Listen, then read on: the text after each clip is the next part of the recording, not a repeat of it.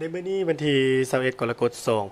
2026สถาบันการต่างประเทศกระทรวงการต่างประเทศได้จัดบรรยายหรือว่าจัดปาฐกถาภายใต้หัวข้อที่มีชื่อว่า3ทศวรรษของสนธิสัญญาว่าด้วยการเกิดห้ามการทดลองนิวเคลียร์ทุกรูปแบบการหมุนไส้วิทยาศาสตร์และการทูตเพื่อเป็นการสร้างความสงบสุขในทั่วโลกการบรรยายในครั้งนี้แมนจัดขึ้นในโอกาสที่ท่านโรเบิร์ตฟลอยด์เลขาธิการบริหารขององค์การสนธิสัญญาว่าด้วยการเกิดห้ามการทดลองนิวเคลียร์ทุกรูปแบบพร้อมทุกคณะ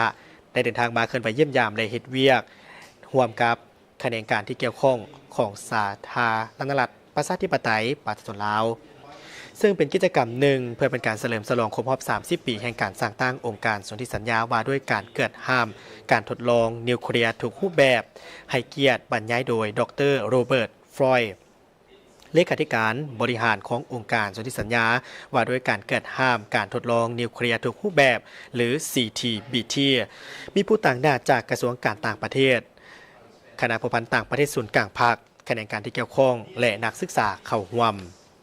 ท่านเลขาธิการบริหารได้บรรยายถึงความหมายความสำคัญและการกำเนิดเกิดขึ้นของสนธิสัญญาว่าด้วยการเกิดห้ามการทดลองนิวเคลียร์ทุกรูปแบบที่ได้ถือขับพ้องและได้มีการประกาศในกล่องประชุมสมัชชาใหญ่ขององค์การสหประชาชาติในวันที่10เดือนกันยายนปี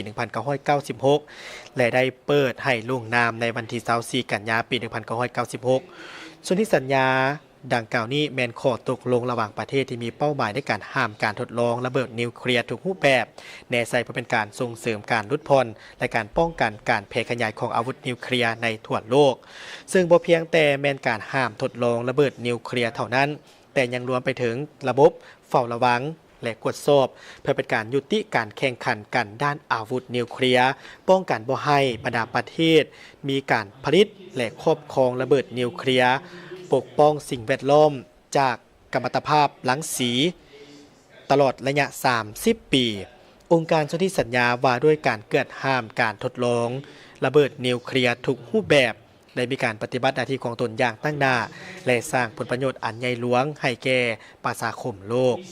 โดยได้มีการสร้างเครือข่ายกวดจับการระเบิดนิวเคลียร์ในทั่วโลกโดยเทคโนโลยีกวดจับแผ่นดินไหวกวดจับคลื่นเสียงใต้น้ำกวดจับกัมมันตภาพรังสีและกวดจับคลื่นเสียงในอากาศปัจจุบันนี้มีสถานีเฝ้าระวังและกวดสอบดังกล่าวอยู่337 แห่งในทั่วโลกในโอกาสเดียวกันดร.โรเบิร์ตฟลอยด์ได้เน้นย้ำถึงความสำคัญของสนธิสัญญาดังกล่าวนี้เกี่ยวกับการประสานสมทบกันระหว่างการร่วมมือทางด้านการทูตและการนำไส้วิทยาศาสตร์เพื่อเป็นการยับยั้งและการจำกัดการแพร่ขยายของอาวุธนิวเคลียร์ในทั่วโลกประกอบส่วนสำคัญของสาธารณรัฐประชาธิปไตยประชาชนลาวและภาคพื้นของอาเซียนในการสนับสนุนสนธิสัญญาดังกล่าวนี้เพื่อเป็นการสร้างให้ภาคพื้นและในโลกมีความสงบสุขปราศจากอาวุธนิวเคลียร์และเป็นการลดพรผลกระทบอันร้ายแรงจากอาวุธนิวเคลียร์ที่เป็นอาวุธทำลายล้างสูงดังกล่าวก็คือเป็นการป้องกันภัยพิบัติทางธรรมชาติการบรรยายในครั้งนี้ได้มีการแลกเปลี่ยนบทเรียนและประกอบคำเห็นจากผู้เข้าร่วมอย่างกว้างขวางมีเนื้อในที่มีความหมายความสำคัญและให้ความรู้อันลึกซึ้งมีความเข้าใจด้านผลให้ของระเบิดนิวเคลียร์และมาตรการในการสกัดกั้นการแพร่ระบาดหรือว่าการแพร่ขยายของอาวุธนิวเคลียร์รวมทั้งบทบาทขององค์การสนธิสัญญาว่าด้วยการเกิดห้ามการทดลองนิวเคลียร์ทุกรูปแบบ